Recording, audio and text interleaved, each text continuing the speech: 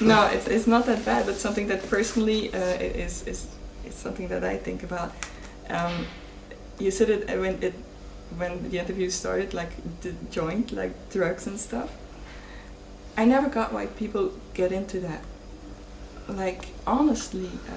Well, I think that people get into situations for ultimately millions of different reasons. Mm-hmm. And the reason I got into drugs when I was very young is because I wanted to rebel against the things that my parents were telling me were right. Yeah. And so I wanted to do the wrong things for the right reasons. And then, after I did every drug there was to be done, I kind of realized that marijuana, THC, is not a drug that will ruin your life. Mm. And so for me personally, that's why I smoke weed.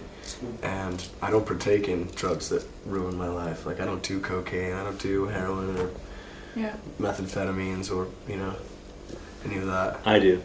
Dan has a serious drug habit, but that's something that we like to slowly and progressively step on. Yeah. No. He doesn't. But, I mean, he really doesn't. Yeah. No, we're all good. But why do you think you need this? And Dan, you can join in. I'm sorry. I don't think that I need anything, but it definitely. There's a level of anxiety in my life that is at times uncontrollable. Yeah. And I feel like I'm losing a part of like who I am inside when I feel these kind of crazy things. Like when I'm trapped in my bus and I can't come off because the whole bus is just surrounded by kids. Yeah. I feel like an animal in a zoo. Yeah. Have a little tiny bit of weed and I'm just like, cool, maybe I'll go talk to the whole bunch. It's just something inside me. I don't have to smoke weed, and sometimes I don't. Like, sometimes there's no weed to be smoked. Okay, but isn't it something, isn't it running away?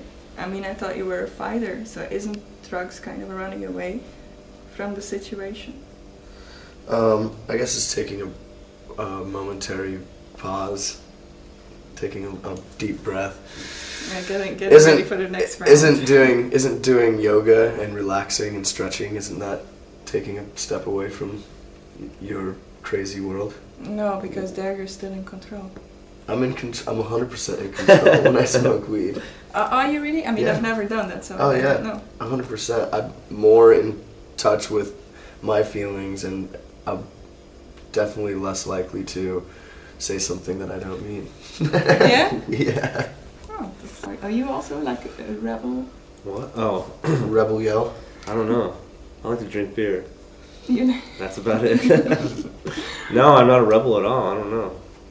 I do whatever I want. Yeah. Yeah, if someone tells me not to do it, I just tell them to eat shit. Good thing. Just kidding. No, I think I'm just a regular dude. Yeah? Regular guy, just like, walks on the beach and like, I use comedy to escape. Comedy and beer. That's also a good thing. I'm constantly joking around. Oh, that's good. Yeah. I think we need laughter in this world. Yep, you're right. I laugh so much. It's a good thing. Well, if you had to choose between doing what you want to do and rebelling against something, what would you choose? I mean, people should empower themselves to do what they want to do, of course. Rebellion is something that happens in the earlier stages of being an adult, and people, I mean, it's the majority of people in the world that don't get along with their parents before they're out of the house and finally realize that their parents are just people as well, you know what I mean?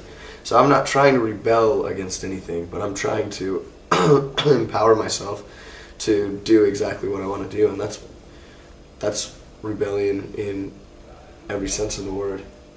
I think, because I'm not participating in everything that's normal that's going on, what would be considered normal, moving with the program and jumping through the hoops and getting promoted, and then like it's fucking crazy. Aren't you scared that you might think too much that, okay, this is normal, so I'm not going to choose that path, and by doing that also losing something? No, because I'm doing what I've dreamed of doing my whole life. Yeah. This is what I've always dreamed of doing, is making music and playing it for people and seeing a smile on someone's face when they really connect with what I'm trying to say to them. And so not at all, I never think of it that way. Yeah. I would never even think of it. Yeah. Well, if you like with the band, a band has an influence on people. I mean, that's probably why I listen to music too, to get strength from certain songs and honesty that you can't really find sometimes in other human beings. Do you think you also have a role that you take upon you to be there for those kids, to give them a message, or is it really just for you? And then if they get a message from it, that's okay, that's cool. I mean, it has to be for you, or it's not honest. Like John Lennon said, I didn't write a song for anyone else but me, and that's selfish, but that is why his art was so poignant, and that's why people felt so connected to it, is because he said things that meant everything for him, and people share the same heartaches and excitements and this and that. Yeah. People share the same feelings. Everyone will experience death in their life. Everyone will experience love. Everyone will experience feelings of anger and hate. Mm. So you have to write for you, or it doesn't count. Yeah. Now imagine that an artist sings about, for example, respect, and then off the scene he's a complete asshole. Does that impact how you would see his work? Most definitely, but we also have to understand that people are people.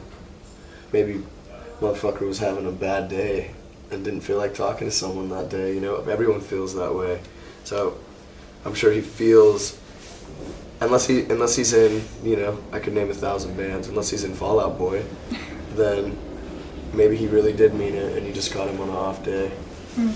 I don't like to judge people, but I can tell when someone's being completely fake. Yeah? Yeah. Are you sure of that? I'm 100% sure. It's the one thing in life that I'm 100% sure of. How can you be so sure? I don't know, maybe it's a gift that I was given. Yeah? Yeah. I can see when someone's trying to play the fool or play me for the fool. Yeah? Yeah. And how do you react to that then? You tell them to fuck off, or? No. I mean, it's always different.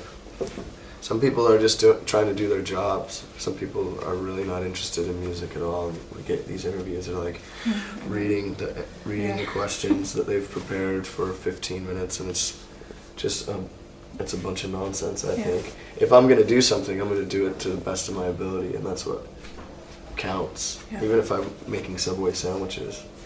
Cheerful, mother effer! Yo, love you some bitches! Arigatou gozaimasu. Arigatou gozaimasu. Nihongo wa hanashimasu. Holy shit. Holy shit. Skoshi. Skoshi? Skoshi onaishimasu.